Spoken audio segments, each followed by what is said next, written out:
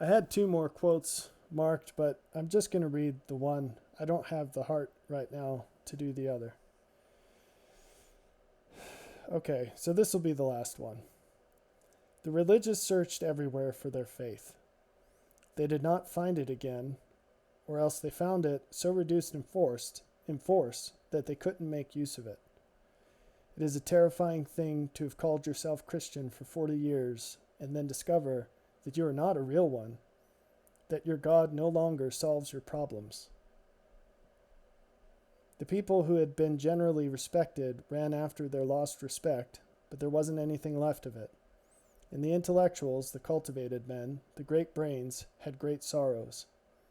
They didn't know what to do with their learning, for it didn't protect them against misfortune. They were submerged in that vast broth of humanity. How many doctors and sociologists, archaeologists and barristers needed comforting, and it wasn't easy to console them. They could understand anything more readily than the fact that their intelligence was out of season.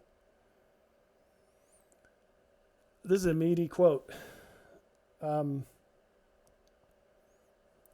Let's start with this idea of you've called yourself Christian for 40 years and all of a sudden you discover that you're not a real one because your God no longer solves your problems. In other words,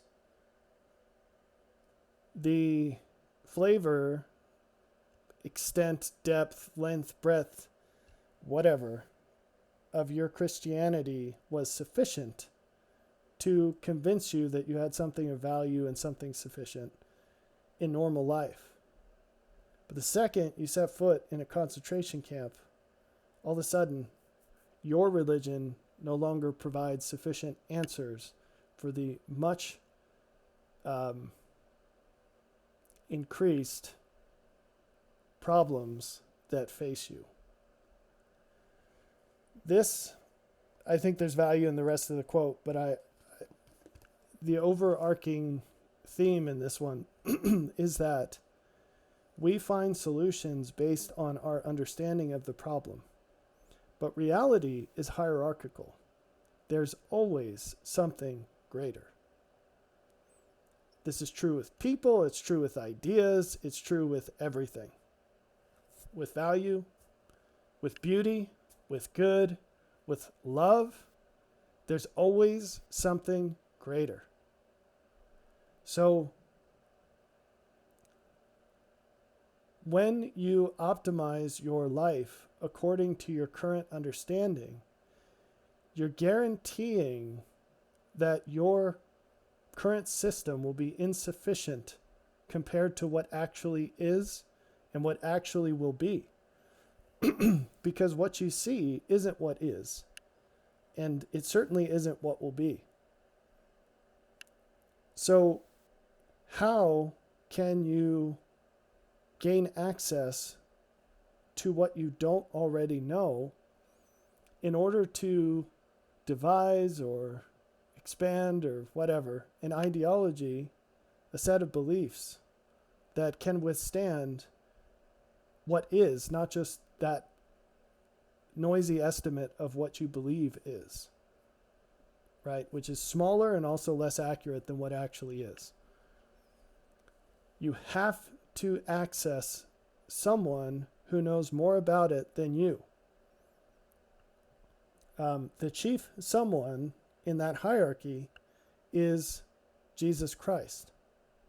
He talks extensively in the book of John about the need, and even John the Baptist mentions this, the need for someone to come down from the Father and show us what is valuable, what is good, what is true. And it's optimized. The Father's way is optimized with respect to everything, right? It's not optimized based on what you think about life here and now. It's optimized based on how things really are forever. And this is a fruitful thing to parse through. You can slice it up and talk about why it is that when God reveals what he knows, almost all people will take offense to it. Why? Because in one reason, among many, is that it doesn't make sense to them. They say, well, why would you need to do all that when things are fine how they are? We don't need to do that. It's fine how it is. We don't have any problems today with that, whatever that is. And so that might sound super familiar. Like if you've been in a meeting at work, you might have had someone that says, I think this is going to be a problem, a big one. Maybe we should do something about it. And everyone turns on them and says, why? It's not a problem now. Tomorrow will be like today, only far greater. And then sure enough, the thing happens and not one person turns and says, oh, wow, you're right about that. We better listen to you next time you have an idea. Let's increase your credibility in this group. It never happens. Why? Natural man. And actually, it's less likely to happen the more that we're talking about work. Whatever the organization is, the more separated it is from normal life, I'm talking like the soil, seeds and soil kind of life, the more insulated it is from consequences, the less often you're going to have like a meritocracy sort of flow of information and people. So, government, nonprofit, religion, established companies that really haven't had any innovations in 50 years, huge companies, all these sorts of institutions are just going to be totally divorced from reality. There's no consequences in any of those settings. And so, anyway,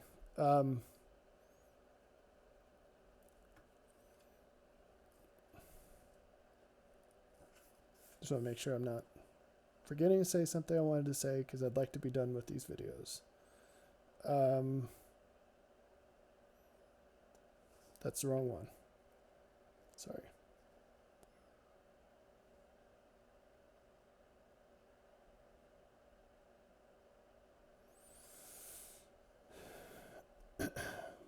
There's more that could be said. He's got this quote here. I think we'll leave it at that. Sorry for the abrupt, oh, well, that's it. Thanks for watching. I hope this was valuable. Hope you read the book. You may get very different things out of it than I did. But if nothing else, it's a fantastic book on how things really are when the covers are pulled off and you are exposed to what life is like with less civilization. And, Nazi occupation is definitely one example of that. But many people today living in the United States are going to face something more comparable to that than I think they're prepared for. So read the book and think about where you are and what you can do to be in a better place.